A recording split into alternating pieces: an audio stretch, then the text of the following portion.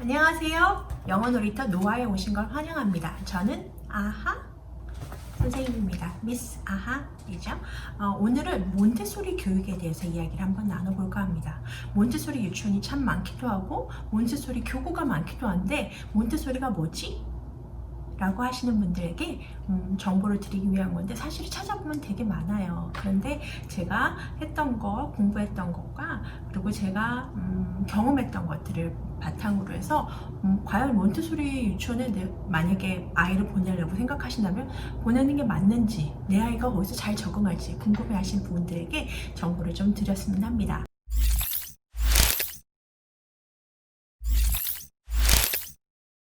그래서 저는 몬테소리를 생각했을 때 흡수정신, 민감기, 그 다음에 준비된 환경, 이게 되게 매력적이고 요게 우리 생활할 때도 가족들 중에 생활할 때도 아이들한테 이렇게 적용할 수 있는 부분이라고 생각해요. 근데 이런 게 이제 가치관으로 되어 있는 몬테소리 유치원은 어떠냐? 준비된 환경이잖아요. 가보시면 다른 이런 교실이 아니라 여기에 다 쉘프가 있죠.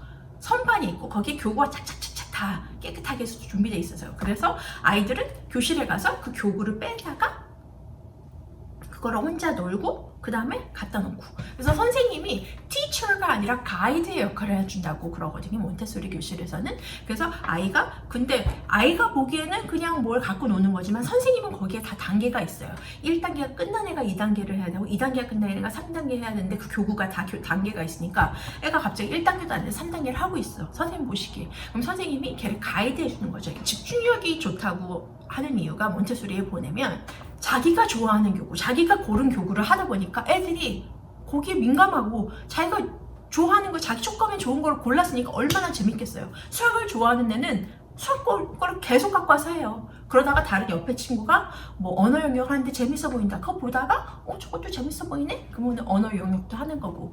물론 선생님은 영역별로 이렇게 다 소개를 해주시겠지만 여기는 일상 영역, 그래서 뭐 구두 끝매기, 그 다음에 뭐 물 붓기 뭐 이런 게 있고, 저쪽에 가면 수에 대해서 있고, 저쪽에 가면 언어에 대해서 있고, 저쪽에 가면 문화에 대해서 있고, 뭐 이렇게 쉘프가 있거든요, 선반이. 그럼 거기서 애들이 이렇게 돌아가면서 그런 것들을 갖고 와서 노는 건데, 그러다 보니까 집중을 할 수밖에 없는 거예요. 딱 이렇게 쟁반에 자기가 할 수 있는 것만 막 하니까.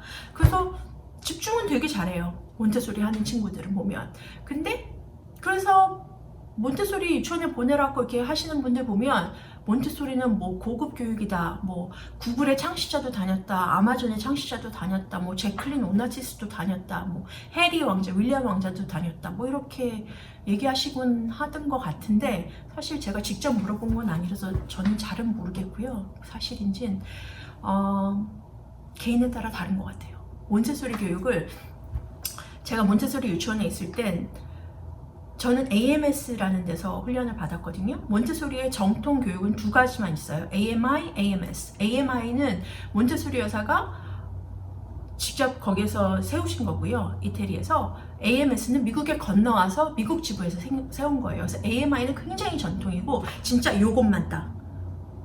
그 다음에 AMS는 그거보다는 조금 느슨하다고 해야 되나? 좀 플렉서블하다고 해야 되나? 그래서 약간 응용력도 있고 막 그런 AMS고요. 그래서 저는 AMS를 하는데 AMS도 사실은 저는 답답할 때가 있었어요. 왜냐하면은 딱 요거 그런 게 있었거든요. 그래서 보면 1년 동안 제가 가르치면서 몬테소리에 안 맞는 친구들이 한두 명은 있었어요. 왜냐하면 규율이 있거든요. 질서를 되게 강조해요. 그래서 이거 막 놀다가 놔두고 가면 절대 안 돼요. 막 꼭 치고 가야 돼요. 근데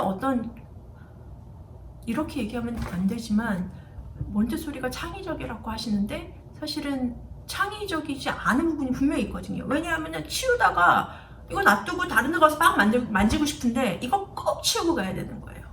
그러니까 에너지 진짜 많은 애들, 그 다음에 진짜 막 여기저기 호기심 많은 애들은 몬테소리에 오면 답답하다는 생각이 들 거예요. 그래서 사실은 이런 적도 있었어요. 제 이제 사촌 동생이 토론토에 살았는데 아이가 어렸을 때 몬테소리 유치원을 다니고 있었어요. 그래서 제가 이제 놀러 갔다가 근데 아이가 아침마다 너무 싫다는 거예요. 자기네 유치원이 너무 싫대요.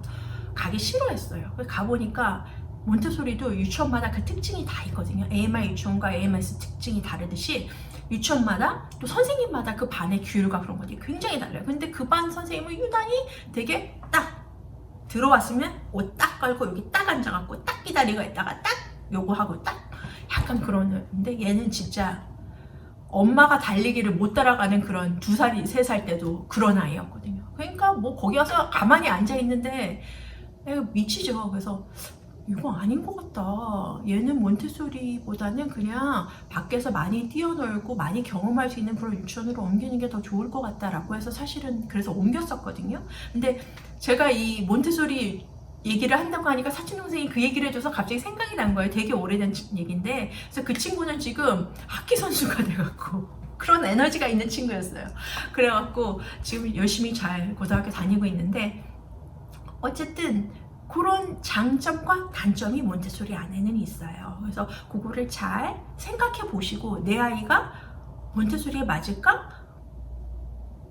뭔가를 교구 만지는 거 너무 좋아하고 선생님 말씀 듣는 거 좋아하고 막 그런 친구면은 웬만한 친구들 몬테소리가 재밌어요. 교구가 워낙 좋기 때문에 재밌고 좋은데 너무 딱 맞는 거 이렇게 그런 게 너무 힘들어하는 친구라면 몬테소리보다는 자연 유치원이나 그런 그냥 일반 유치원에 가는 게 더 맞을 수 있을 것 같다는 생각이 듭니다. 그리고 몬테소리 유치원이 아니라도 몬테소리 교구를 잘 이용해서 교구를 많이 사용해서 하는 원이라면 저는 그거는 아이들의 그 민감기나 아이들의 또 합수 정신에 맞는 거라고 생각하기 때문에 참 좋다고 생각을 하거든요. 그래서 그런 훌륭한 일을 하신 몬테소리 여사가 만든 몬테소리 저는 추천합니다. 하지만 아이가 그렇지 않을 경우에는 잘 고려해 보시라는 그런 팁을 드리고 싶고요.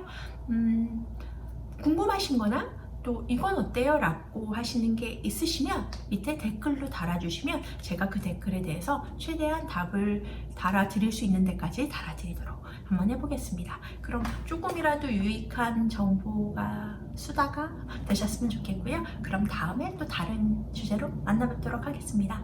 감사합니다.